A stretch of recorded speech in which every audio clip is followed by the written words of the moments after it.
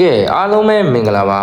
ကိုကဂိမ်းစကေးရန်ကောင်းပြီးတော့ PUBG ချိန်မှာ highlight ထုတ်ချင်တဲ့ brother တွေအတွက်ရည်ရွယ်ပြီးတော့ကျွန်တော်ဒီဗီဒီယိုလေးလုပ်ပေးလိုက်ခြင်းပဲဖြစ်တယ်ဗျာတဲ့မှာဂိမ်းစကေးဘယ်လောက်ကောင်းအောင်ကို highlight ထုတ်တဲ့အခါမှာ record ယူတဲ့နီးမှားတယ် quality ချိန်နီးမှားတယ်ဆိုရင် brother ဟာဘယ်လောက်ကောင်းတာတင်နေ viewer တက်မှာမဟုတ်ပါဘူးကျွန်တော်ဒီနေ့မှာတော့ sequence record ဘယ်လိုယူရမလဲနဲ့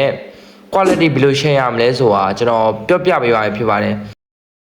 ကျွန်တော်ရဲ့ဗီဒီယိုလေးစိတ်ဝင်စားရဆိုရင်အဆုံးထိ live ပါကြည့်ရှုပေးခဲ့ကြဖို့ကျွန်တော်တောင်းဆိုချင်ပါတယ်ဗျကဲဗီဒီယိုလေးရှေ့သွားမှာကြောက်လို့ကျွန်တော်ဆက်လိုက်ရအောင်နော်ပထမဆုံးကိုသုံးတဲ့ recorder လေးကိုဝင်မယ်ဗျကဲ recorder ရဲ့ရောက်ပြီဆိုရင် recorder လေးရဲ့ setting တွေကိုတစ်ချက်လောက်သွားလိုက်မယ်ပေါ့နော် recorder လေးရဲ့ရောက်ပြီဆိုရင်ကျွန်တော်တို့အောက်မှာ video resolution ဆိုတဲ့ဟာလေးကိုကျွန်တော်တို့1080p ထားပြရမှာဖြစ်ပါတယ်နောက်ပြီးတော့ video frame rate ကိုကျွန်တော်တို့60နိုင်တဲ့လူက60နဲ့ပြစ်မယ်30လောက်နိုင်တဲ့လူက30လောက်နဲ့ပဲပြစ်ပေါ့နော်ကျွန်တော်တို့ video file တွေကတော့နည်းနည်းတော့ FPS နဲ့ရင်တော့လက်တာပါဗျာဒါပေမဲ့ကျွန်တော်တို့ FPS နဲ့တဲ့လူဆိုရင်တော့30လောက်နဲ့ထားဖို့ကြံပေးချင်ပါတယ်ဗျ record ယူရရုံနဲ့ပြီးသွားလားဆိုရင် record ယူအောင်နဲ့မပြီးသေးဘူးเนาะကျွန်တော်တို့ကက်ထဲသွားလိုက်မယ်ကျွန်တော်တို့အခုလုံးမဲ့ video ကျွန်တော်တို့ဖြတ်လိုက်ပေါ့နော်ဖြတ်လိုက်ပြီးတော့ကျွန်တော်ကိုလိုချင်တဲ့နေရာလေးကိုလိုချင်တဲ့နေရာလေးထဲကိုအတန်သွင်းနေတယ်ဆိုရင်ကိုအတန်လေးသွင်းတာပေါ့ဗျာဒီကောင်ကကျွန်တော်တို့ gain နဲ့အပ်တဲ့အရန်ကိုအရေးကြီးတဲ့ဟာပေါ့နော်ကျွန်တော်တို့ဒီဟာလေးကိုတေးရှာလေးလိုက်ကြည့်လိုက်မယ်နော်ဒီကောင်လေးကိုကျွန်တော်6လောက်ပဲထားလိုက်မယ်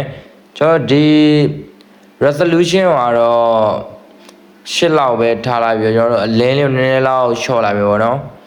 short လိုက်ပြီလားကျွန်တော်တို့ HSN လေးကိုဒီအဝါရောင်လေးကိုပြောင်းပြီးတော့ဗျာကျွန်တော်တို့80လောက်ထားမယ်ပေါ့80ဘာမှမဖြစ်80လည်းထားလို့ရကျွန်တော်တို့အောက်ကတော့40အလဲကောင်က40လောက်ပဲထားမယ်ဗျ